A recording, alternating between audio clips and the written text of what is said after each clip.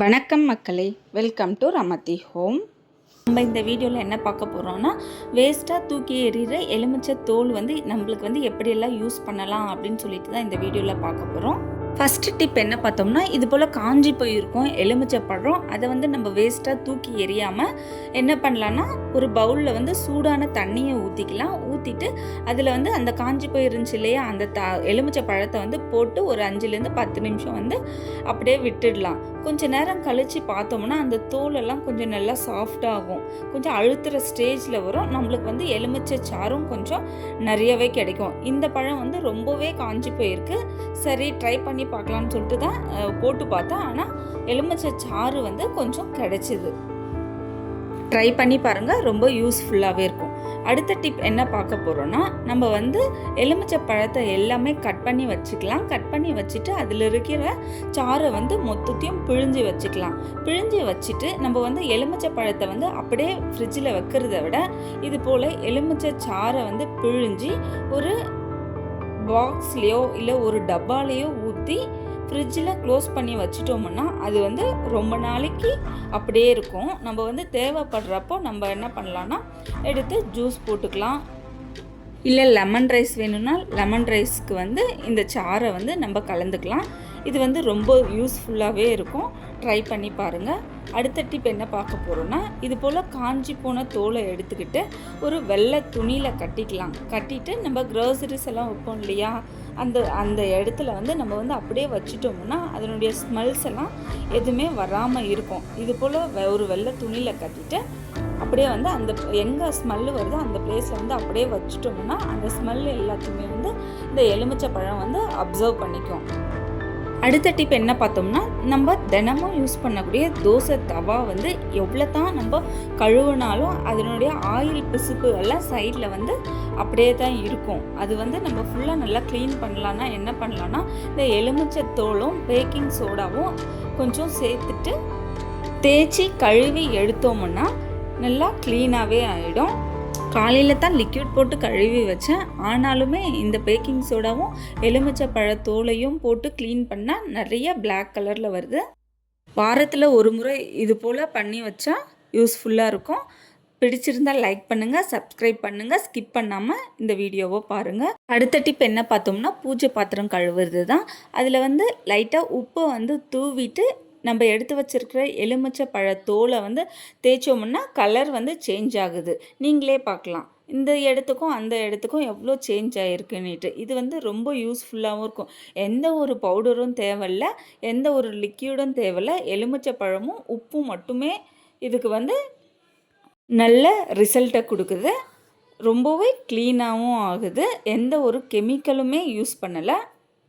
எலுமிச்சை பழம் இருந்தால் தூக்கி போடாமல் இது போல் யூஸ்ஃபுல்லாக பயன்படுத்தலாம். இது மட்டும் இல்லாமல் இன்னும் நிறைய பொருளுங்களை க்ளீன் பண்ணுறதுக்கு இது ரொம்ப யூஸ்ஃபுல்லாகவே இருக்குது. அதை தெரிஞ்சுக்கணுன்னா இந்த வீடியோவை ஸ்கிப் பண்ணாமல் தொடர்ந்து பார்த்துனே இருங்க. அடுத்த டிப்புக்கு போகலாம். அடுத்த டிப் என்ன பார்த்தோம்னா, ஒரு அரை எலுமிச்சை பழத்தோலை எடுத்துக்கலாம். எடுத்துகிட்டு அது மேலே பேக்கிங் சோடாவை ஃபுல்லாகவே பரவி விட்டுக்கலாம். பேக்கிங் சோடாவை ஃபுல்லாக பரப்பி விட்டுட்டு ஒரு கிண்ணத்துலேயோ இல்லை ஒரு பவுல்லையோ இது போல் வச்சுட்டு நம்ம ஃப்ரிட்ஜில் வச்சிட்டோம்னா ஃப்ரிட்ஜிலேருந்து வர ஸ்மெல்லாம் வராது. அடுத்த டிப் என்ன பார்த்தோம்னா, இது போல் டீ காய்ச்சும் போதோ இல்லை பால் திரும்ப திரும்ப ஒரே பாத்திரத்தில் காய்ச்சிட்டு இருக்கும்போது இது போல் அடிப்பிடிச்சிரும். அது நம்ம கஷ்டமே இல்லாமல் தேய்ச்சி எடுக்கணும்னா அந்த கிண்ணத்தில் தண்ணியை ஊற்றிட்டு ஒரு அரை எலுமிச்சை பழம் போட்டு பேக்கிங் சோடா ஒரு டேபிள் ஸ்பூன் போட்டுக்கலாம். அதுக்கப்புறம் வினிகர் கொஞ்சமாக ஊற்றிட்டு இது போல் நல்லா கொதிக்க வச்சு எடுத்தோம்னா அது அந்த பாத்திரத்தில் இருக்கிற அழுக்கு எல்லாமே நம்ம ரொம்ப அழுத்தி ஒன்றும் தேய்க்க தேவையில்ல. லைட்டாக சும்மா அப்படி ஸ்க்ரப் பண்ணி விட்டாவே போதும். அதனுடைய அழுக்கு ஃபுல்லாகவே ஈஸியாகவே க்ளீன் பண்ணிடலாம். மணிக்கணக்காக ஊற வைக்க வேண்டிய அவசியமும் இல்லை. அந்த பாத்திரத்தை ஈஸியாகவே நல்லா க்ளீன் பண்ணிடுது. அடுத்த டிப் என்ன பார்த்தோம்னா, ஒரு அரை எலுமிச்சை பழத்தை எடுத்துக்கலாம். எடுத்துக்கிட்டு அதுக்கு மேலே காஃபி தூளை நல்லா ஸ்க்ரப் பண்ணிக்கலாம். இது போல் பண்ணிவிட்டு நம்ம ஸ்கின்னில் தேய்ச்சோம்னா நம்ம ஸ்கின்னில் இருக்கிற பிளாக் மார்க்ஸு, அப்புறம் அந்த கருவளையம், அப்புறம் வேறு ஏதாச்சும் நம்ம ஃபேஸில் ப்ராப்ளம் இருந்தாலும் அது சீக்கிரமாகவே க்யூர் ஆகிடும். நல்ல ஒரு கலரை கொடுக்கும். இது போல் நம்ம வீக்லி ஒன்ஸ் ஆர் ட்ரைஸ் பண்ணோம்னா நல்ல ரிசல்ட்டை பார்க்கலாம். ரொம்பவே யூஸ்ஃபுல்லாகவும் இருக்கும். இந்த மாதிரி டிப்ஸ் எல்லாம் பிடிச்சிருந்தா கண்டிப்பாக என் சிங்கப்பெண்ணே சேனலை லைக் பண்ணிவிட்டு சப்ஸ்கிரைப் பண்ணிக்கோங்க.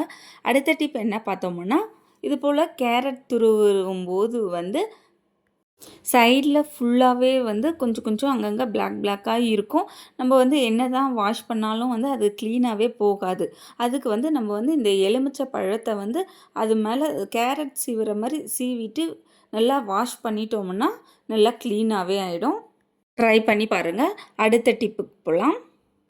ஒரு பாத்திரத்தில் வந்து தண்ணி ஊற்றி வச்சுக்கிட்டு அதில் வந்து நம்ம வேஸ்ட்டாக எடுத்து வச்சுருக்கிற எலுமிச்சை தோல் எல்லாமே அதில் போட்டுக்கலாம். போட்டு நல்லா கொஞ்சம் நேரம் ஒரு 5லேருந்து 10 நிமிஷம் வந்து நல்லா கொதிக்க விடலாம். அந்த தண்ணி வந்து எல்லோயிஷ் கலர் மாறுற வரைக்கும் கொஞ்சம் நேரம் கொதிக்க விட்டுடலாம். அதுக்கப்புறம் ஹீட்டான தண்ணியை வந்து ஒரு கிளாஸில் எடுத்துக்கிட்டு இந்த தண்ணியில் கொஞ்சமாக பேக்கிங் சோடா ஆட் பண்ணிக்கலாம். நிறைய வேண்டாம், ஒரு 1/2 டேபிள் ஸ்பூன் மட்டும் ஆட் பண்ணாவே போதும். பேக்கிங் சோடா ஆட் பண்ணிவிட்டு அதில் வந்து நம்ம டெய்லியும் யூஸ் பண்ணுற ப்ரஷ்ஷை வந்து 5லேருந்து 10 நிமிஷம் அதிலே ஊற வச்சு எடுத்தோம்னா நல்லா க்ளீனாக ஆகிடும் ப்ரஷ்ஷு. தினமும் வாஷ் தான் பண்ணுவோம், ஆனாலும் அது உள்ளே வந்து எல்லோயிஷ் கலரில் வந்து கண்டிப்பாக படிஞ்சிருக்கும் எல்லாரோட ப்ரஷ்லையுமே. அதனால் இது போல் க்ளீன் பண்ணி ஒரு வாரத்தில் ஒரு நாள் இது போல் க்ளீன் பண்ணி வச்சுக்கிட்டோம்னா ஹெல்த்துக்கு எந்த ப்ராப்ளமும் வராது.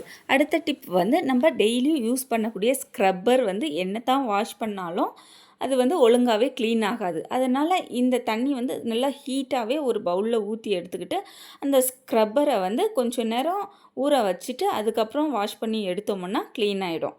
அடுத்து வந்து இது போல் தண்ணியை வந்து நம்ம வந்து வடிகட்டி ஒரு வாட்டர் பாட்டிலில் வந்து சேவ் பண்ணி வச்சுக்கலாம். இந்த தண்ணி வந்து க்ளீனிங் பர்பஸ் லிக்யூடை வந்து அதில் வந்து ஊற்றிட்டு கூட நம்ம யூஸ் பண்ணிக்கலாம். இது வந்து ஃப்ரிட்ஜு க்ளீன் பண்ணுறதுக்கு யூஸ் பண்ணிக்கலாம், மிக்ஸி க்ளீன் பண்ணுறதுக்கு யூஸ் பண்ணிக்கலாம், நம்ம ரெகுலராக கிச்சன் க்ளீன் பண்ணுறதுக்கும் இந்த தண்ணியை வந்து யூஸ் பண்ணிக்கலாம். எந்த ஒரு வாசனையுமே இருக்காது. கிச்சனில் வரக்கூடிய பேட் ஸ்மெல் எல்லாத்தையுமே வந்து இது வந்து அப்சர்வ் பண்ணிக்கும். இந்த தண்ணியில் வந்து லைட்டாக பேக்கிங் சோடா வந்து ஆட் பண்ணிக்கலாம். ஆட் பண்ணிவிட்டு நம்ம ஸ்டோர் பண்ணி வச்சிட்டோம்னா ரொம்ப நாளைக்கு அப்படியே இருக்கும். அப்பப்போ நம்ம வந்து எடுத்து யூஸ் பண்ணிக்கலாம். கேஸ் ஸ்டவ்வுக்கு வந்து தினமும் கூட இந்த லிக்யூடை ஊற்றி க்ளீன் பண்ணி எடுத்தோம்னா நல்லா ஃப்ரெஷ்ஷாகவும் இருக்கும், நல்லா வாசனையாகவும் இருக்கும். நம்ம ஈஸியாகவும் க்ளீன் பண்ணி முடிச்சிடலாம். இது போல் ஸ்டோர் பண்ணி வச்சு பாருங்கள், யூஸ்ஃபுல்லாக இருக்கும். அடுத்த டிப் என்ன பார்த்தோம்னா, இது போல் லெமனை வந்து சின்ன சின்ன பீஸாக கட் பண்ணிக்கலாம். சின்ன சின்ன பீஸாக கட் பண்ணிவிட்டு ஒரு கிளாஸில் போட்டுக்கலாம்.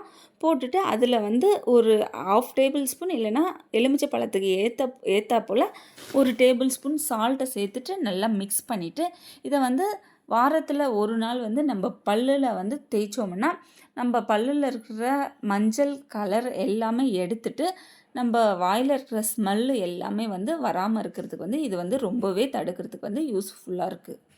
இது போல் பண்ணி பாருங்கள், நல்லா வாய் வந்து ஃப்ரெஷ்ஷாகவும் இருக்குது. இந்த டிப்ஸ் எல்லாம் யூஸ்ஃபுல்லாக இருக்குதுன்னு நினச்சிங்கன்னா சிங்கப்பெண்ணே சேனலை சப்ஸ்கிரைப் பண்ணிவிட்டு பெல் ஐக்கானை ப்ரெஸ் பண்ணிக்கோங்க. தேங்க்யூ.